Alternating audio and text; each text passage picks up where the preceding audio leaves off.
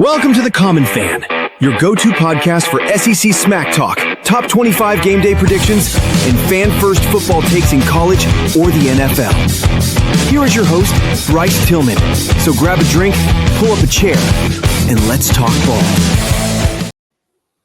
Yes, welcome in everybody to another episode of The Common Fan. I'm your host, Bryce Tillman. Joining me as always, Kyle Dewitt, Cameron Williams. And it was an upset weekend, especially for the ACC. We found some big-name teams that are predominantly dominated this year, finding ways to win ball games, coming back, close calls like Indiana with Penn State, Bama coming through clutch, beating LSU, Georgia routing Mississippi State, Vanderbilt finding a way to win against Auburn. It was just teams that have been winning this year, have found a way, but some teams were not as fortunate.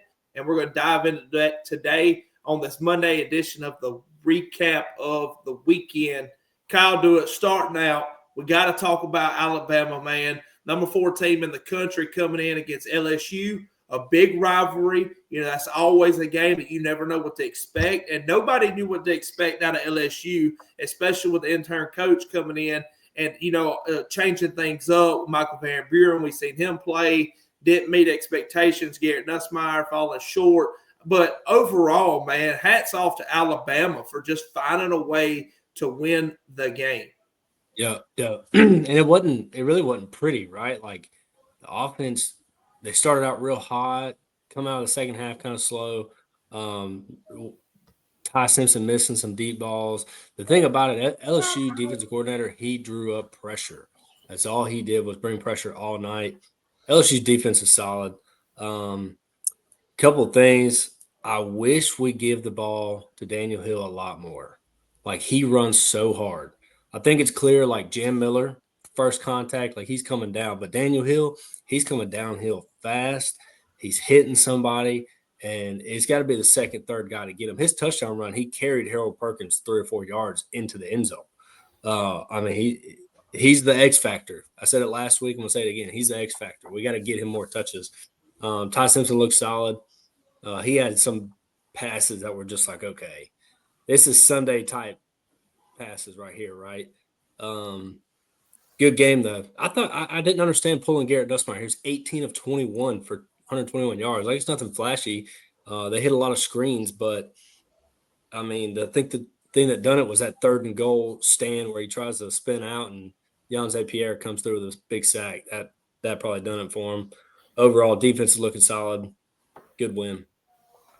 Yeah, Cameron, you got to think that what they done with Michael Van Buren is kind of similar to what they done in the State and Georgia game, right? Just when they brought Kamario Taylor in, just trying to find that spark, just trying to get something going. They found that like that Nussmeier just wasn't quite getting them there like they needed to be, and which Michael Van Buren, in my opinion, he fell short. Like he did not perform very well. 5 for 11, 52 yards. Not a whole lot to really talk about there.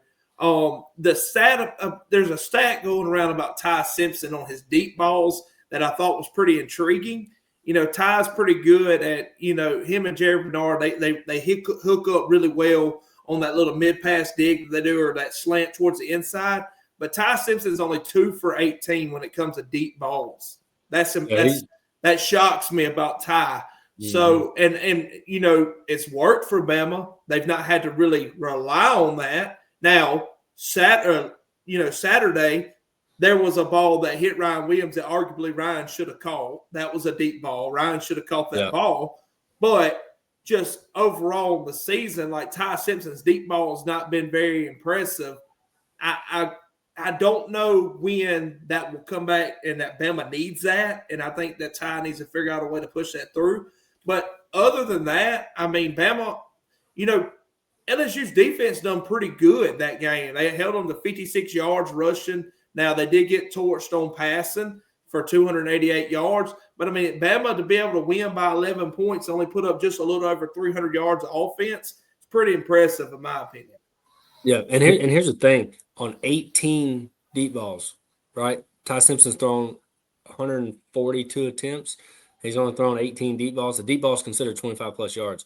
So it's not it is an alarming stat, right? He's not the best with, I guess, him and his receivers being on board with those deep passes, but it's clear that that's not needed in this offense. So I don't think they need the deep ball. He did hit that one with Lottie Brooks right there at the end of the half. Ty Simpson in the 2-minute drill, I don't know if there's a quarterback better than him in the country right now. In the 2-minute drill, I mean, that's when if you look at Alabama, most of a lot of their second quarter scores are inside of a minute.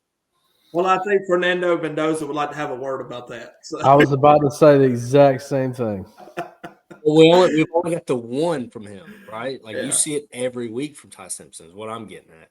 Cam, give me your take on this game, man. Give me some key takeaways that you thought about it. I mean, like I said, I can't. Hats off to Bama, man. I can't brag on them enough for just finding a way to win that game. So That's right. Yeah, it was a good game. Alabama, I mean, they just outclassed them. They outcoached them there.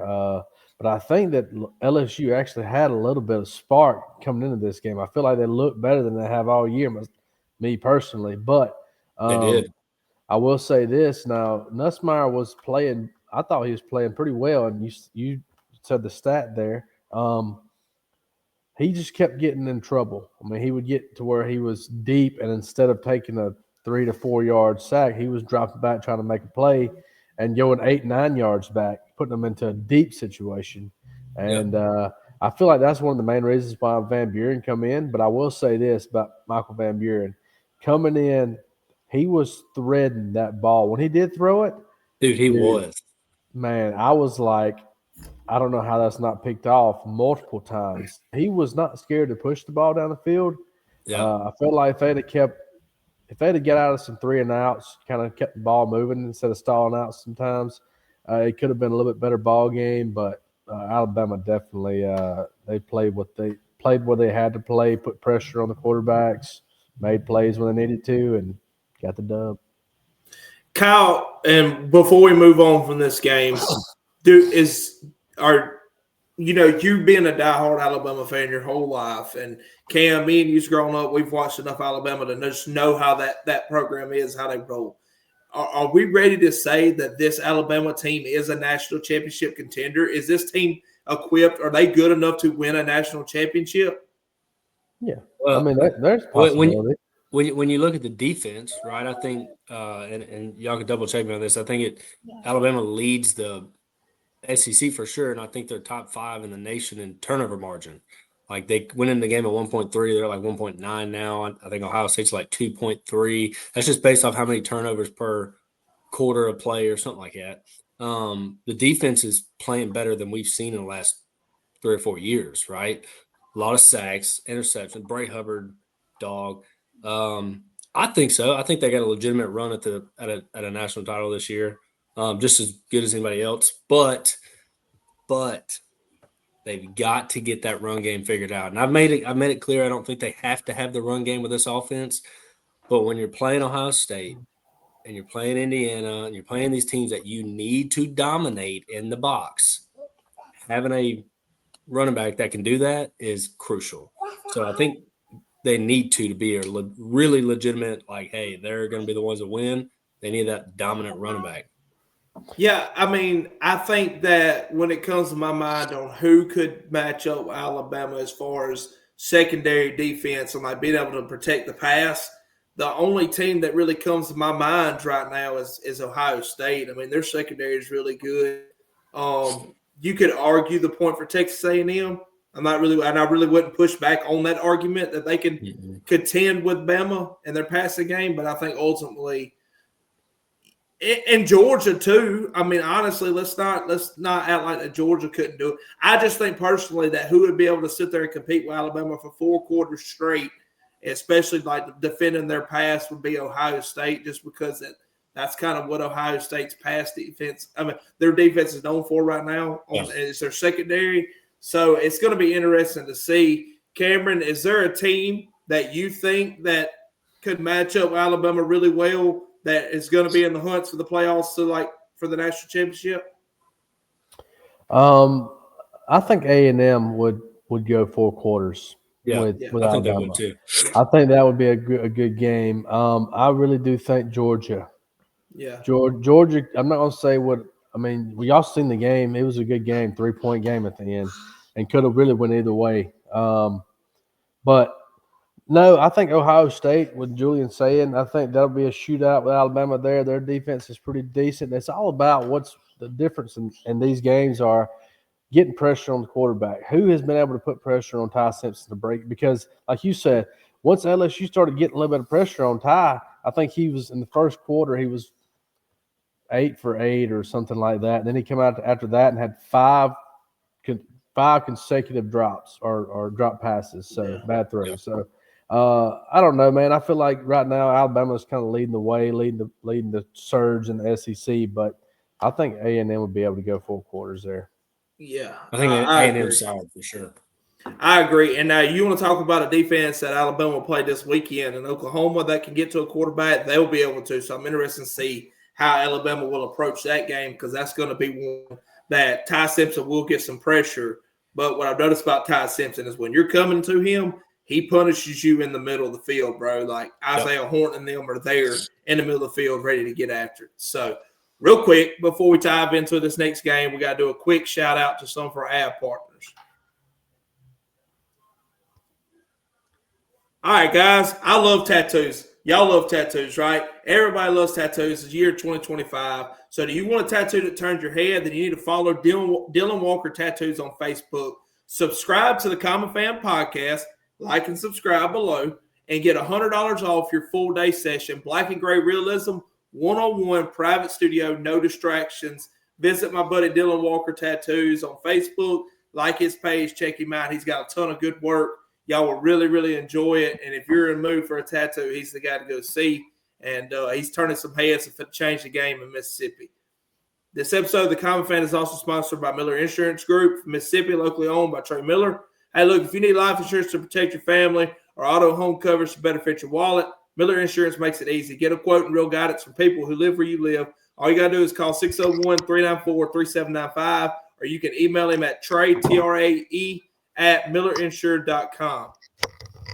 Last but not least, this episode of The Common Fan is also brought to you by Sharp42.ag, and it is sponsored by my boy Joe Allen.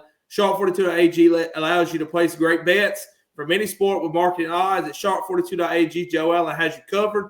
Right now, new members can get in on the action. When you sign up, you get $50 of free play. Yeah, we all love free play. $50 just for signing up. Get an account. And when you deposit, you get an additional 50% of free play of whatever amount that you deposit. So if you deposit $100, well, you get $50 in free play right after that. If you're interested in it, comment below, message one of the three of us, or go directly to Joe Allen himself. Visit sharp42.ag today and bet smarter with the best. All right, guys, this next game was a nail-biter all the way to the end. Indiana facing Penn State, going to Penn State. Indiana comes out on a last-minute game-winning drive to catch the lead and win this game 27-24, and coming out on top of the Nittany Lions, who fall to 3-6 on the season. Indiana moves on to become 10-0. Fernando Mendoza, guys. That's all I've got to say. Fernando Mendoza, this kid, how schools whiffed on him in the transfer portal like Auburn blows my mind. Blows my mind because we've seen it. Auburn played against Fernando Mendoza for 2 years when he was at Cal. He was a unit, and now he's coming into the Big Ten, and he's taking Indiana Hoosiers to 10-0. I mean, 19 for 30, not the best game he's ever had. Only had 218 yards, 1 touchdown, 1 interception. But Kyle Dewitt, you was a quarterback, right?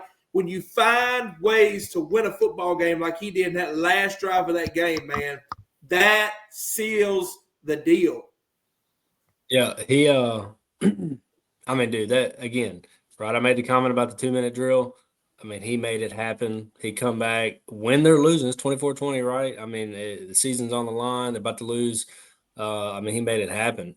And I caught myself looking at that final pass and sitting there thinking, like, man, that receiver made him look good, which he did. The receiver did make a phenomenal catch, but at the same time, you put the ball where only your receiver can get it. That's what he did, with pressure in his face. He didn't sit back and get all crazy and try to throw something away like Garrett Nussmeier, we see him do all the time. I mean, he delivered a ball where his receiver could get to it. It's 6. I mean, hats off to him. He's a beast. The effort of that receiver to get his left foot toe tapped in, though, was incredible. It was impressive. Yeah. Impressive. That's the catch of the year. Is it? Is I it? think so, without a doubt. I don't know of one better. That catch that Cam Coleman called against Vanderbilt the other night on that end zone, where he wasn't even looking at that guy. I'm going to be really upset not seeing him in orange and blue next year. It was He's going to really look good in crimson. Oh gosh. Hey, we got to give roses to Ethan Grotmeyer too. You know, the quarterback that come in for Penn State, because man, he done what he had to do to try to win that game. I feel like they gave a spark to him. You know, he was 219 yards, and Penn State rushed for 117 yards. They played really good. Yeah, I was going to say they moved the ball really well against Indiana to be a 3-6 team. So, yeah, there was a guy. I got to find his name. Go ahead, Kyle. I'm trying to look for something. I was about to say, I think, and I'll have to go back and look at my notes, but I think me and Cam for sure. I think Bryce, you were a little lower on Penn State, but I had Penn State at like 21 points or 24 maybe. I thought but I had Indiana scoring 39 or 38. I figured that they were going to play a little bit better on offense against them because I'm not crazy about Indiana's defense, but I didn't realize it was going to be that close. I thought that their offense would be able to move it better on Penn State. That was not the case. I had 17 points for them. Okay, so you weren't. I think me and Kyle. Did I have him at 24? I think me and Kyle went 34-21. I think that's what me and you both had. Me and you picked the same thing on that game. Dennis Sutton, number 33 for Penn State. Did y'all watch that kid at defensive end? Like, he was juiced up, son. 2 solo. He had 4 tackles only, but his sack, he had 1 solo sack, and he had 1, what do you call it when you sack them with somebody else? They credit a half to each person. Yeah. But he was in the backfield every play disrupting Mendoza. Like, he was messing with him. He had some pass deflections on him. He was in his face every time. That right tackle for Indiana could not do nothing with this guy. And they said that he hasn't had a lot of action this year. And he come in and with this new interim coach and was like, hey, no, this kid's good. We're getting him to the field. And he showed up. So hats off to him. I was paying attention to him pretty good. King Mack for Penn State, the interception that he got. Where did he come from, Kyle? He transferred to Bama from Penn State, and then he went back because he went back. Playing time. Yeah. He's a beast. So I can't, like, again, I mean, we can't sit here and give enough flowers to Mendoza and Indiana. I mean, they found a way to come back and win that game, and that's what good football teams do. Yeah, that's how we talk about that with Georgia. We talk about it with Bama. We talk about it with Ohio State. Like, even in the games that they're supposed to really win and win big, you know, every team's going to try and win. That's their Super Bowl, especially a 3-6 team. They have nothing else to do. So a team that gets down and then comes back and win, you know, says a lot more to me than someone that just comes through and wins by 2 scores. Yeah. Cameron, if I was to ask you about a school, or if I was just to say, hey, so-and-so school, they rushed for 260 yards on the ground, and then they turned around and threw for $115 on top of that, and they held the other team to only 100 yards in both rushing and passing, what would you say? Georgia. No, I would say that team that rushed for 261 yards dominated. But that wasn't the case, Kyle, because Oregon went to Iowa and barely won 18-16. Dude, and Oregon rushed for 261 yards. And only moved the ball in the air for 100. That's not Oregon. Oregon doesn't do that. Not at all. And it was raining too. Yeah, Iowa's the type of team, bro. I hope that I never see Auburn schedule Iowa for a 2-game series. Dude, imagine Imagine a defense of Iowa and Wisconsin playing together. Right. I was known for these weird, crummy, snotty games like this that just nobody likes. Nobody likes watching it. It's hard. It's got to be hard to be an Iowa fan. It's got to be because it is so boring. So boring. Yeah. But they're known for that. Like they're hard-nosed, on the grindstone defense, and that's what they do. And they managed to hold Dante Moore to only 13 of 21 for 112 yards, 0 tutties, 1 interception. Dante Moore finished that game with a 39.7 QBR. Wow. Yeah, that's not good. So is Oregon as good as people think they are? No. I'm going to say not. I'm going to say not. I think they're one loss away from not being in the college football playoff. I think that's why me and you both picked Iowa because we didn't think Oregon was very good, and then that could be your that could be the outside looking in here at the end of the season here. Yep. Because who do they have left? They got Minnesota, who's good. Yeah. They got USC, and they got Washington. Oh, Washington. Ooh. They're the USC. That's tough. That's a tough 3-game stretch for Oregon right there. Because I believe they go – no, Minnesota's at Oregon. USC's at Oregon. Then Oregon goes to Washington. And Washington's not a bad team. How long is Dan Lanning going to stay at Oregon until he finds out you can't win there? How do you not win there, though? But let me rephrase that because they do win regular season games. Yeah, but I mean, like, how do you not win a natty there? They're always in the battle for the top 5 recruits, top 5-star recruits, the most money. It's hard. It's really hard to get kids to just want to go to Eugene, Oregon for the next 4 years. Dude, I mean, guys, it's beautiful though. Guys, y'all I say that Afghanistan was starting a football team and was like, hey, we're going to give you $3 million in NIL to come to Afghanistan and play for the Al Bars. You know, all you got to do is just sign this letter of intent. And I'm like, all right. So then we get people that's like, hey, Jackson, Mississippi is going to start a team and we're going to give you $2 million a year. Just come here. What you going to do, right? You're not going to Afghanistan. That's the same way. Dan Lanning wants to recruit the South. He wants Southern players. He wants SEC caliber players, but he's trying to get them to go all the way to northwest corner of the country and to Eugene. That, you know, Eugene might be pretty and Oregon might be pretty, but there's a lot of other stuff around it not pretty. Portland, for example, you know, it's hard to convince a kid to go there, I think. And how long is Dan Lanning going to sit here and do this, even with Phil Knight just basically opening his checkbook and says, here you go, my signature's a Nike mark? I don't know. I'm waiting for Dan Lanning to take a big SEC job. I can see it. If it ain't, don't even say it. It's not happening. War Eagle. Could that be? Because that be the next Auburn coach. He would run it further into the ground. You think? I think Hugh Freeze done that because he was such good friends with Nick Saban. Yeah. He got tired of getting whooped on the golf course by the goat. All right. So Oregon survives a scary game against Iowa. You know what? Keep open for them.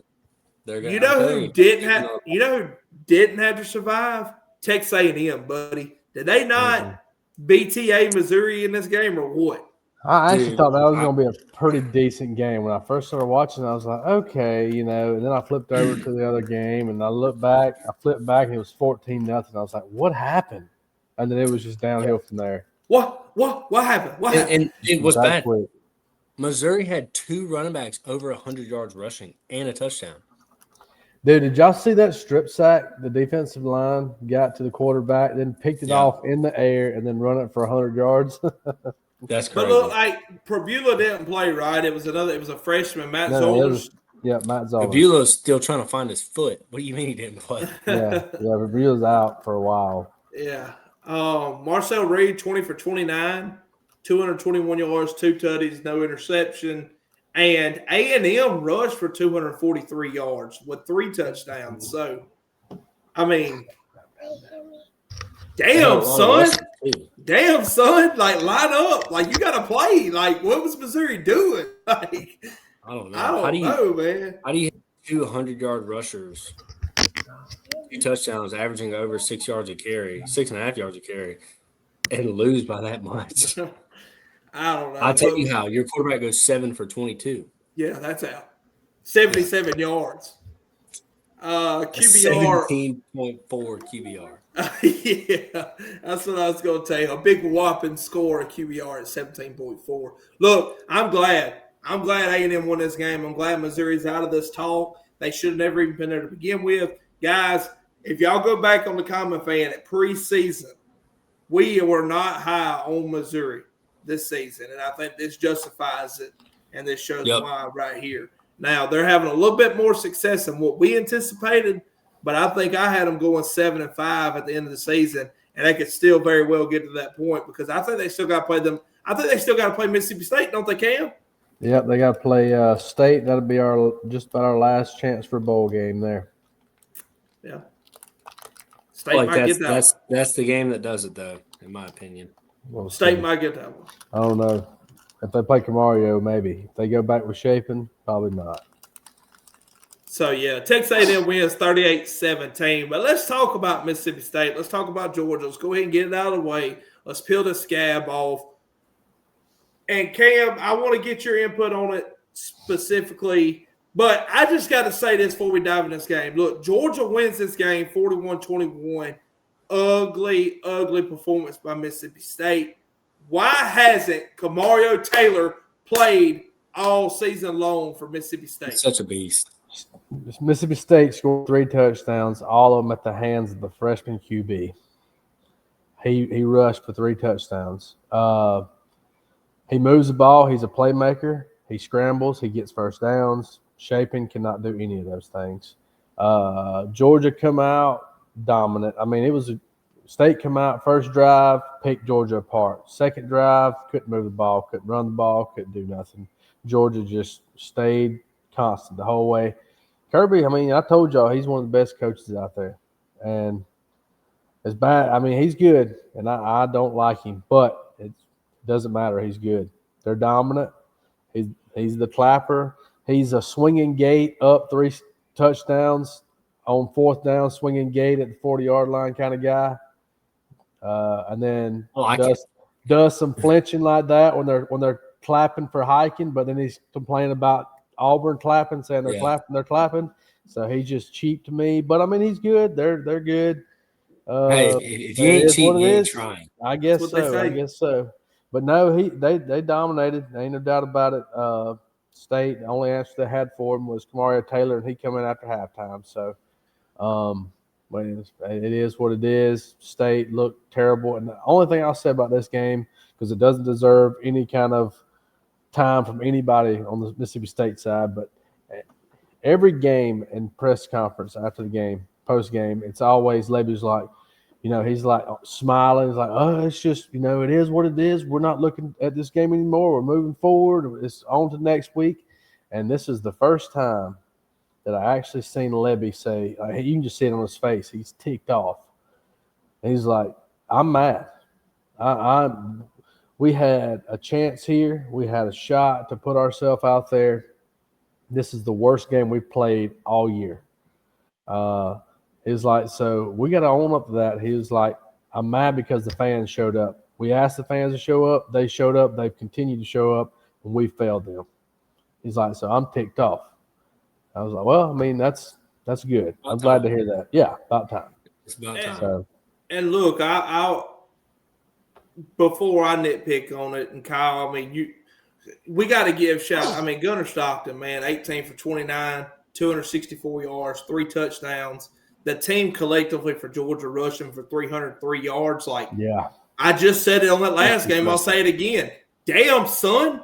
Y'all going to line up and play defense? Like, what we doing here? They couldn't stop a cold, baby. Nate Frazier going for $181? Like, dude, tackle him. Like, They couldn't. But I will say that Camario Taylor going 6 for 10 at 87 yards, and then Blake Shapen going 10 for 15 for 86 yards. Just not. That's You can do not better than that, acceptable, like- man. Not acceptable. Kamario Taylor when- coming in there rushing for 3 touchdowns and then throwing for 87 yards, doing more than what this starter quarterback had. You got to feed them. What are we doing? You got to feed your players. You know what I'm saying? We should have had Kamario in. That's why everybody's kind of sick at the situation. Yeah, you have a 5-year senior that probably has multi-million-dollar NIL deal that Jeff Levy gave to him when he came, and you have this freshman star quarterback from right there to start making Knoxville County, who's going to be the future. And everybody's like, "Look, we're going to play in a Birmingham Bowl if we get to a bowl game, anyways. This is the future. Get us there. Give him some reps. Let's go." Like Shapen's, we've seen what he can do. We've lived it. Now it's time to move on. Yeah. So Georgia finds a way to win. If you say that, I mean, I don't think it finds a way to win. They just handled that. They handled it. Should we say that Mississippi State found a way to lose, or they just didn't even try? No, I don't know. We'll say this. Now they're 8-2 against their spread. 8-2 against their spread. Yep. Oh, it was terrible. 41-21, Georgia wins. I didn't really want to talk about it, but I just had to pick the scab off of Cam, so I guess we'll talk about Auburn and Vanderbilt. Look, Auburn goes to Vanderbilt with interim head coach DJ Durkin, loses in overtime to Vanderbilt 38-45. Kyle Dewitt called it on the live show.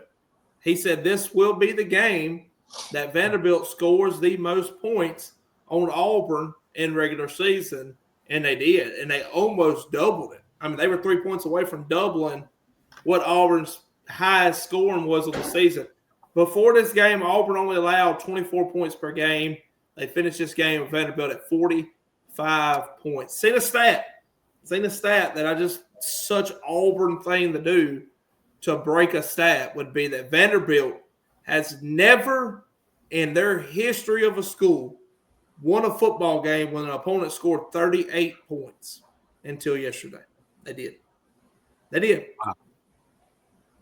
So, shout out Diego Pavia. 377 yards through the air, 3 touchdowns, no interceptions. Diego Pavia also rushed himself for 112 yards. So that man had 500 yards. That man had 500 yards? How is he not in the Heisman talk? 477 plus 480, 491 yards. Yeah, 500 yards. Right. Dang, son. Himself. Dang, son. Yeah. The Auburn defense. We just said it past 2 games. Damn, son. Y'all going to show up and play football? Y'all want to show up and play football? Look, I'm a firm believer that with DJ Durkin being interim head coach, that he spent so much time this week, in this 1 week he had to prepare, going in there and trying to fix that atrocious offense. Trying to just say, hey, y'all got to do this, you got to do that, y'all got to change this, you got to change that. And Auburn did. And Auburn scored 38 points. The most they've scored, I think, in a Power 4 game this season. Yeah. Yeah, that's the most. But they scored against Arkansas. What, 24? What? I thought they scored more than that. No, it was 33. More than that. Yeah. 33? Yep. Okay. So this is the most. Yeah, it is. But it seemed like that DJ invested so much. And I hate the fact that Auburn's offense figured it out on the same week that their defense was due for a bad game. You can't hold up. You can't hold up like that all season long and carry it out through the rest of the year. Like you're due for a bad game. It happens. But I will say this. Ashton Daniels, 353 yards, 2 touchdowns. The team rushed at Auburn for 210 yards. I mean, you're looking at 560 yards of offense, and you lost. You lost in overtime, man. Like, people are trying to give consolidation trophies. Like, this Auburn team looks a lot better. They're here.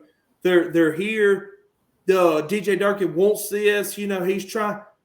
This team is full of losers, dog. Like, I'm sick of saying it. Like, Jake Crane made a video about this specifically. Great point. Go check it out if you're an Auburn fan that watches this show. This team is plagued with losers. They're just have losing mentalities. They're upperclassmen on this team. They just lose. Like 5-7 last year, 6-7 the year before that, 5-7 the year before that. Like you lose more than you win. And these older guys on this team, that's just what they do. So yeah, DJ Durkin, I'm happy, man, that you found a way to get in there and try to salvage this atrocious offense. And I'm sorry you didn't have enough time to dump into your defense and you didn't trust nobody to give the keys to them. But Auburn set themselves up in this point. That's all I'm saying. Like, shout out Vanderbilt. Diego Pavia, he finds ways to win ball games. Why? Diego Pavia's a winner. Auburn's not. They're just not. They just don't win, bro. And I think that, unfortunately, if people wanted to make the case for DJ Durkin being head coach, I've said it on this show. I was advocate for it. Unfortunately, he probably lost that chance because it was going to take DJ Durkin going 3-0, beating Vanderbilt, Mercer, and Bama, and going to win the bowl game probably for him to be even considered for it. So I don't know if DJ Durkin can be at Auburn next year. If I was a head coach or a smaller school looking for a head coach right now, I'd be calling DJ Durkin. UAB. Memphis is probably going to lose Silverfield. USF is probably going to lose Golish. Like, if I'm one of these schools right now, Tulane going to lose Summerall. I'm calling DJ Durkin because I think that he can win. You got to restart, man. You got to gut restart. What do y'all think about it? Like, I mean, Auburn should have won that game, and they didn't. I mean, they were up 17-3 at one point. Well, I mean, you got to think about it. Like, Vanderbilt's been hot since last year. I mean, they've just got all this momentum rolling into this year, and you're going against a guy that arguably should be in the top 4 Heisman talk. I don't care who you are. He's got 2,500 yards passing. I mean, he's right there with Julian Sand, Ty Simpson, and Mendoza. He's rushing at more than his running backs. The dude's a dog. Again, he finds a way to win. He won in overtime. He's a top 10 rushing leader in the SEC. Yeah. At quarterback. At Vanderbilt.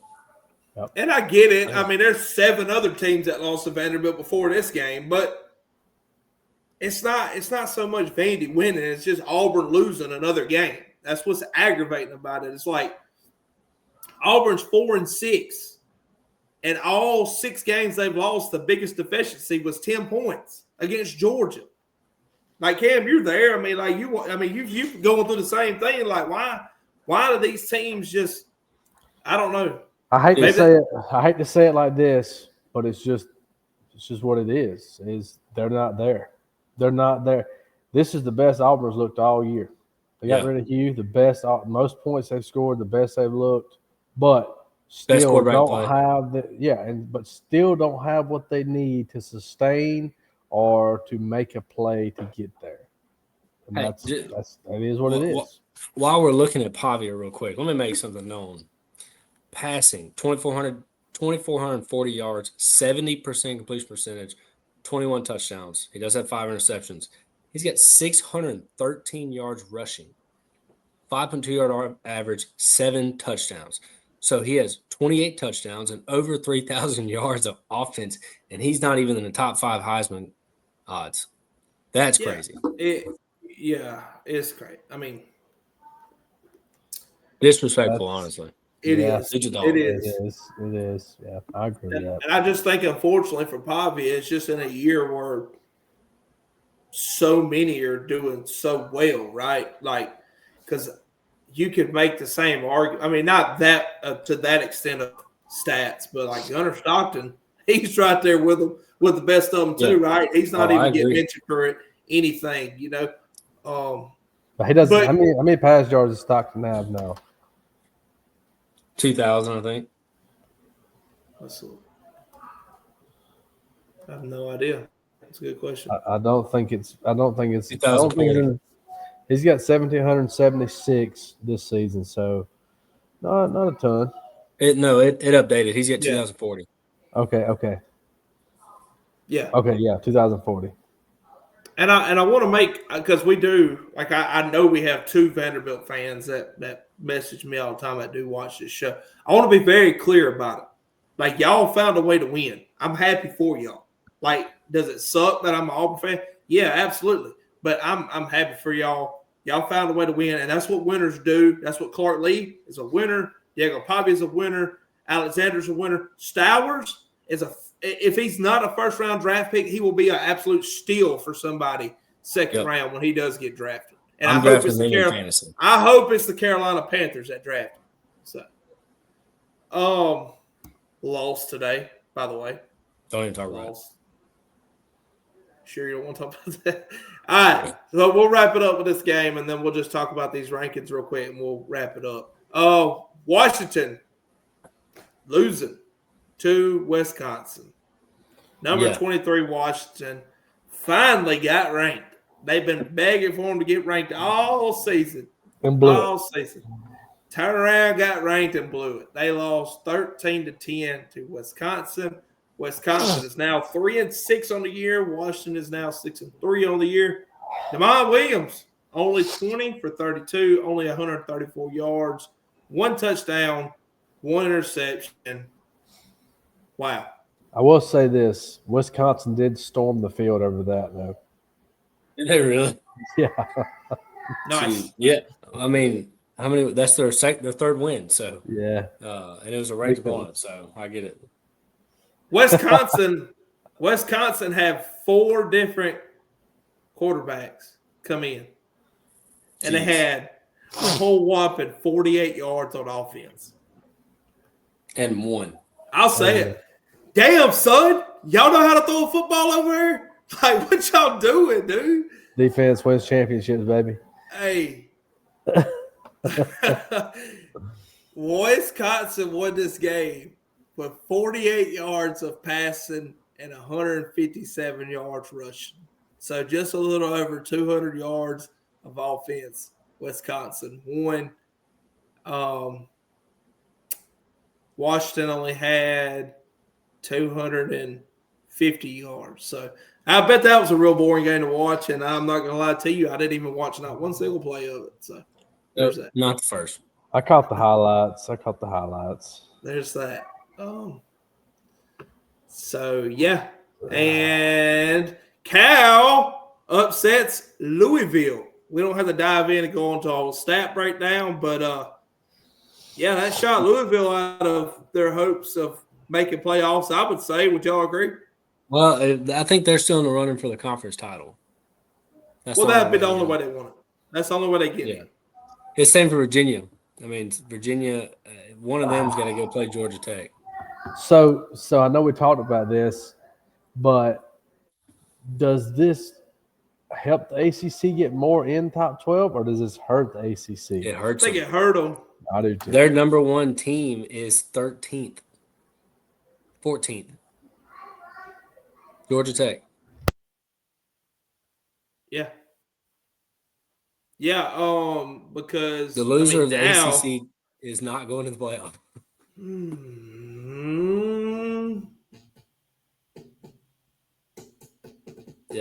Yeah, the loser of the ACC is not going to go to the playoff.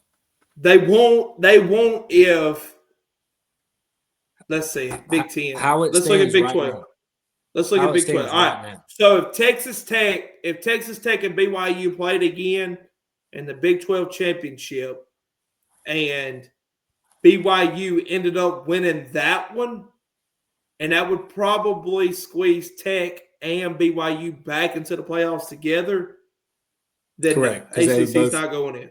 But if Tech wins and it puts BYU out, there could be a chance for a second ACC team to but if BYU's 10-1, they're not going to be ranked 12th.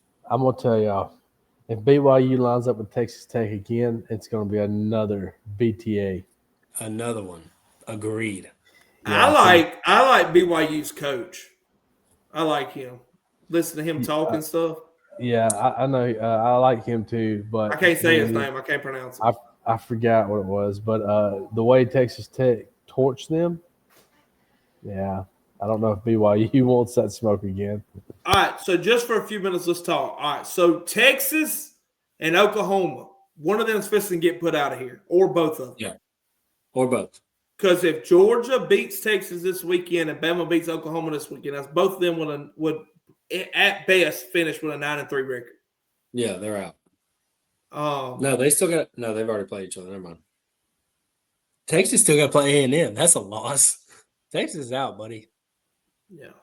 Don't tell Unless Tyler they Settle somehow that. win, and then he Don't gets tell paid. Tyler that. He'll cancel his insurance with you. Yeah, you don't say that, Kyle. I'll say it. Yeah, Texas is cooked, bro. Texas is beating A&M. I'm kidding. Keep counting them out is what Tyler said. Yeah. And they might beat Georgia this Saturday if they Sarkisian said that this is the most awakened he has seen his offense since spring training. And they're coming off a bye. Take that for what it is worth. Look. Yep, and coming off a bye. Nah, let me tell y'all something. That run game at Georgia is for real. That's for real. I don't know if there's anybody who can stop that. Bama did. Auburn did.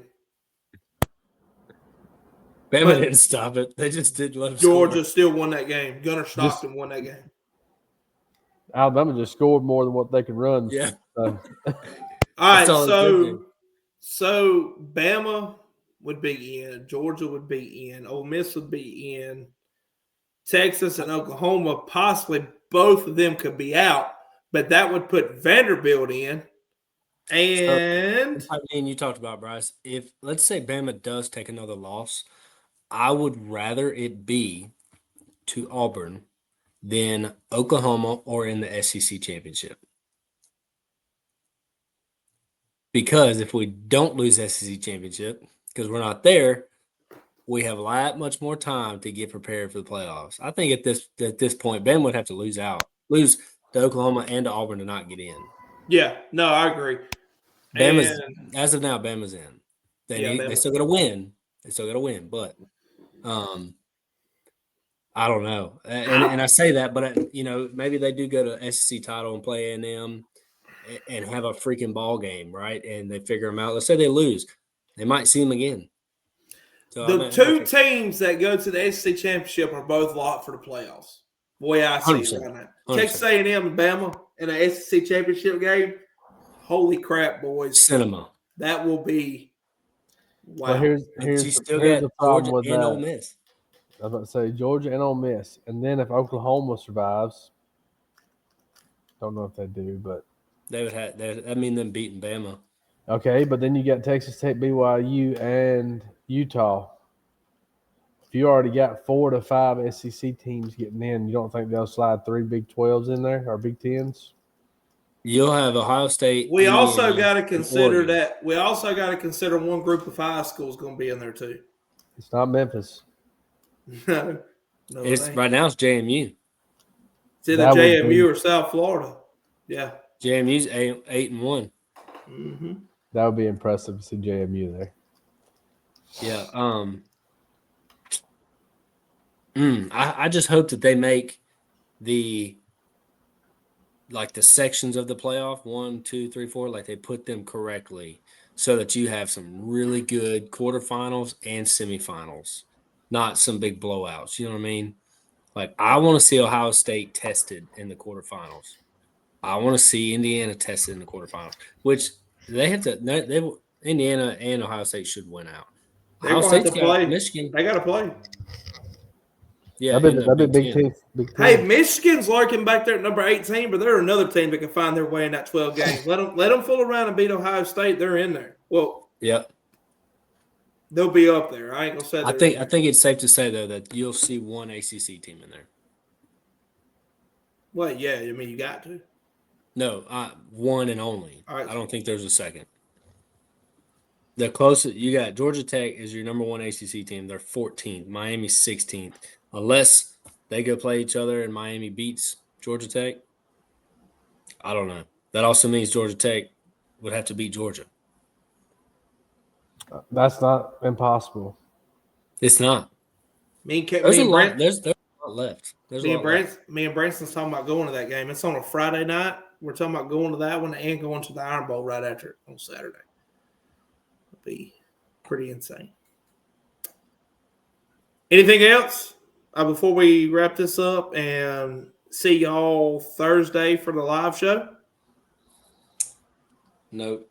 But I am Cincinnati. Cincinnati. Figured you like that. So please, trying to say Cincinnati. please like the video. Please subscribe. Thank y'all for tuning in. This has been another episode of The Common Fan. We will see y'all Thursday, 7:30 p.m. Central Time for the live show. Tailgate Live. Peace out. Thank y'all. You've been listening to The Common Fan. See y'all next time. Same tailgate.